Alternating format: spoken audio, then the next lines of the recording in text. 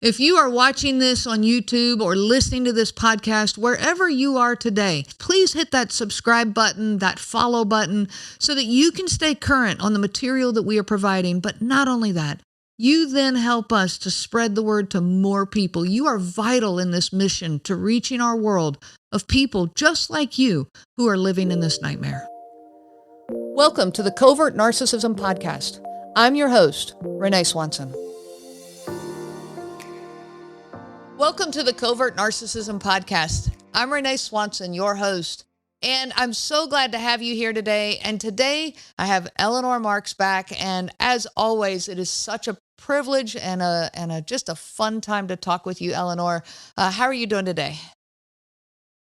Doing great. We got some great questions today that I've been thinking a lot about all week. I've sat at a lot of baseball games and been mulling these over in my head. How's your week going? My week is going great. It's been a full week with a lot of positive direction going with CNG, and I'm really, really happy about that.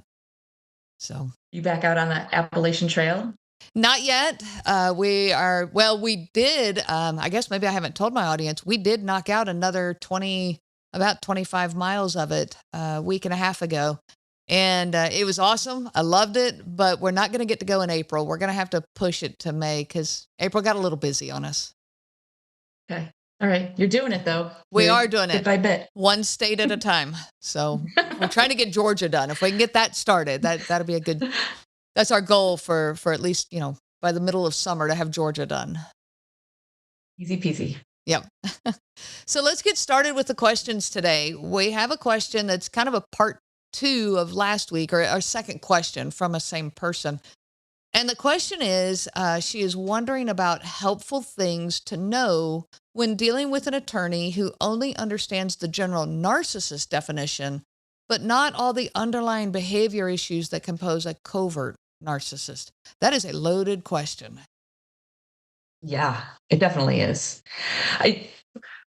That term narcissist has gotten such a bad rap by society, and people assume that they know what it is and poke fun at it because of the overtness and the exaggeration that it can be. But the whole other world of this covert part, and then you put it in the legal arena, and it takes on a whole new form. For this question, I would first ask, is their attorney doing a good job? Are they returning calls? Did the billing look normal within range? Are they addressing the issues and listening to you? If that's going well, that's kind of more than we can ask for sometimes.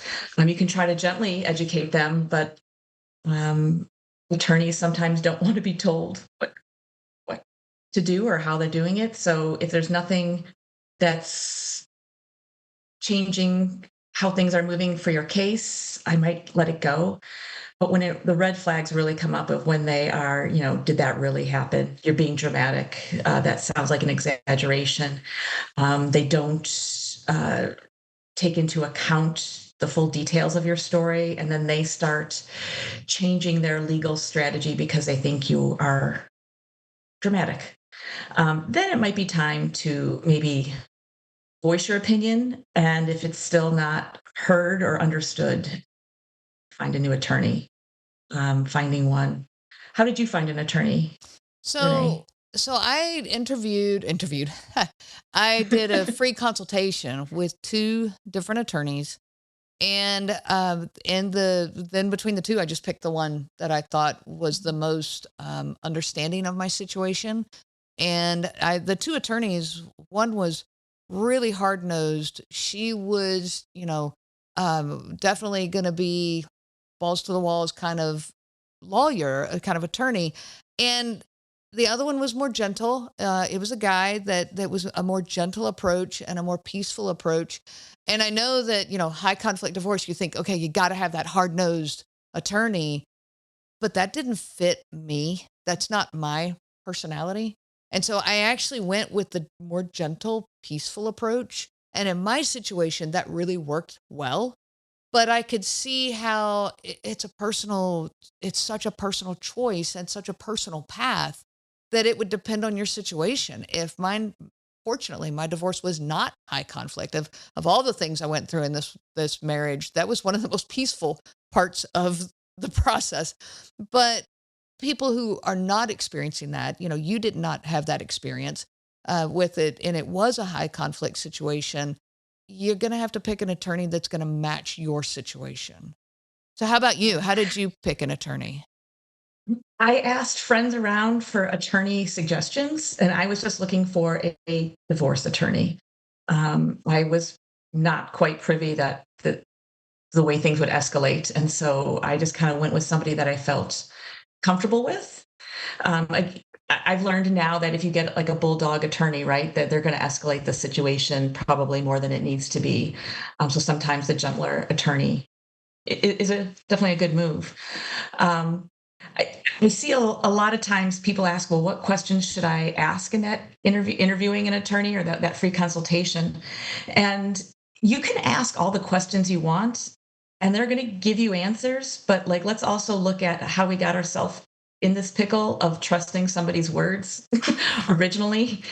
You kind of got to look at maybe some reviews of them or friends that have referred you to them and dissect parts like that. One question that I would highly ask if I had to interview an attorney again is, what is your definition of a high conflict divorce?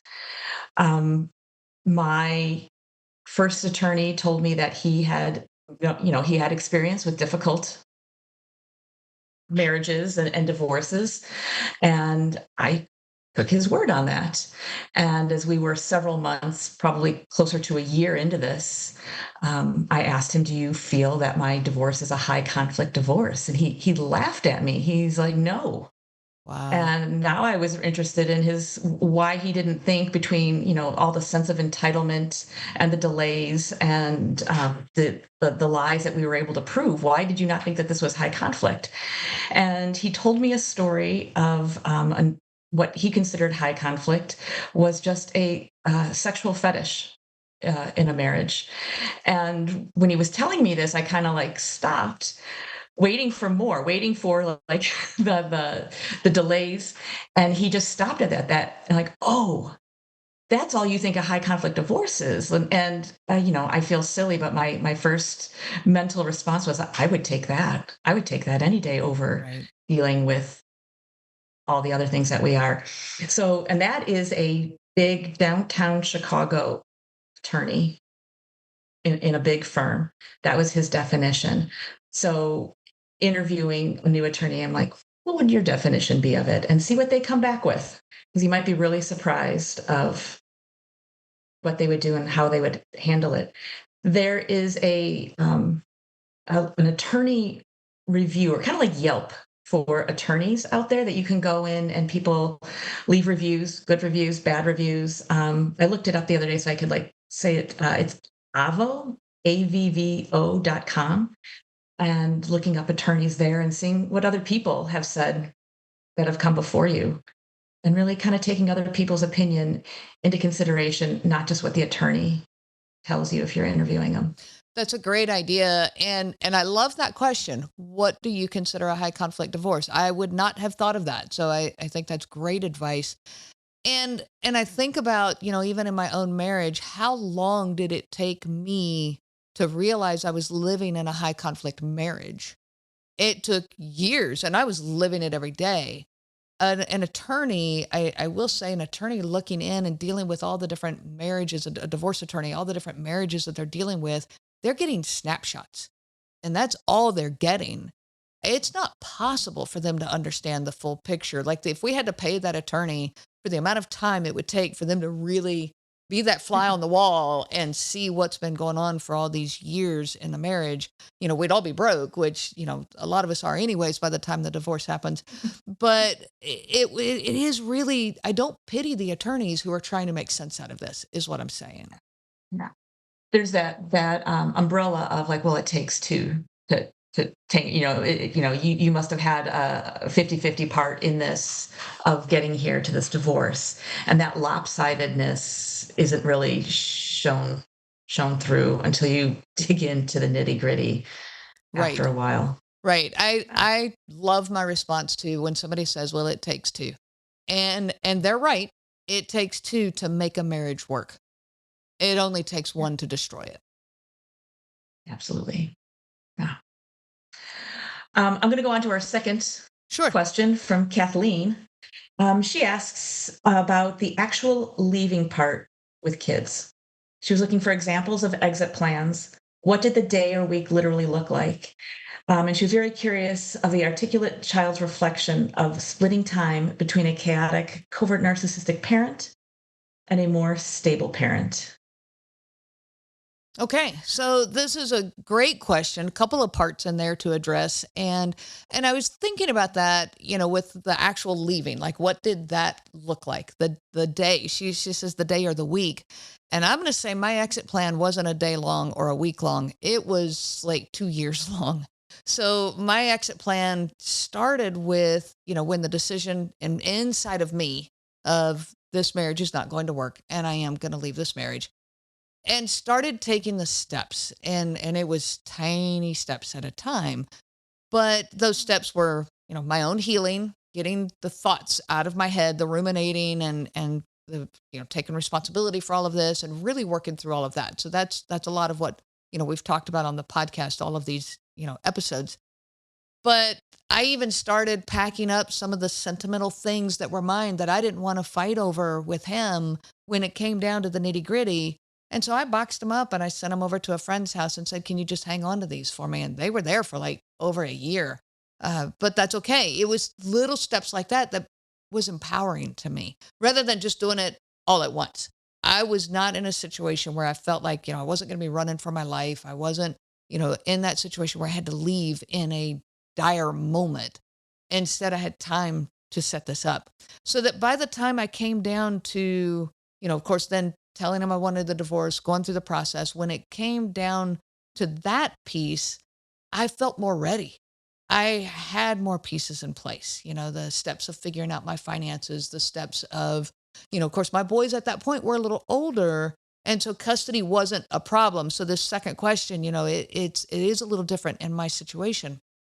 But the actual time of the day that I told him, which when she says the leaving part, I'm going to equate for me was the day I told him that I was filing for divorce. And that particular day, I had decided to do it on a Saturday where he didn't have to go to work the next day. I was going to give him that space where he could have that day to process this. And I did, however, set it up to where I knew I only had 30 minutes in the house. I had an appointment I had to get to. And I knew I had a physical therapy appointment. So I had a 30-minute window, and that's the window I used because I didn't want to get roped into a 2 and 3 and 4 hour long circular conversation about this. So I had 30 minutes. And so that was very purposeful on my part. I gave him, I gave him space for his reactions, and his reactions were what they were. They were all over the board, but I didn't internalize any of that. I just simply said, I am filing for divorce on Monday. And I left it that simple. And then I left and went to the physical therapist. Yeah. I love that, having that 30-minute window. And so it can't drag on, your words taken out of context. So, the circus is off. I would add too that there is not one amazing plan that we all do. Because if there was, we'd all be doing it. It'd be written out, and all you have to do is Google to find it. But it's very specific to your situation and kids and how old your kids are. And, your ex or soon to be ex best of how it's going to land. Is this just going to be a letter on the kitchen table and you take all your possessions and go? Or is there going to be a conversation? I do see a lot of clients that they want to write the long letter full of emotion, and that's kind of their closure. And I kind of stop them. I'm like, you got to do what you got to do for your integrity of how you want to tie the bow on this relationship. But be careful. Giving too much information can definitely be used against you down the road. I think if we could talk to ourselves, the selves of how how we were a week before we left versus 2 years out of like, I wouldn't have, I would have just packed everything up and went because, right, the talking, the letters, Mhm.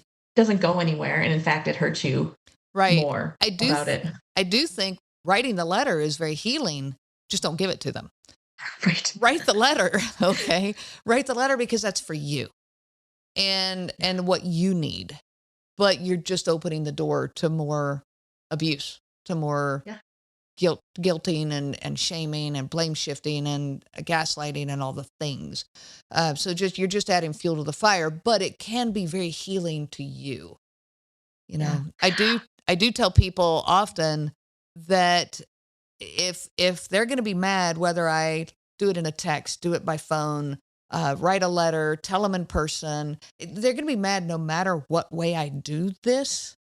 So don't try to find the right way for them. Mhm. Find the right way for you. Yeah. A lot of times too, knowing that a divorce is impending coming down, like we don't want to think about it, right? That's that long period of for actually picking up the phone and calling an attorney, and not thinking about how you're going to leave because you think that will push it away more, the inevitable. But you'd rather think about it, have a plan, gist of it, and not need it versus to not think about it and then you get to a point like, shoot, I should have been thinking about this longer, or something explodes or changes the direction, ups your timeline, and that you at least have a couple things, a couple places you can go where your things are, like how you were slowly moving things out of your house. They're out of your house. You're not scrambling at the last minute. Mhm, mhm.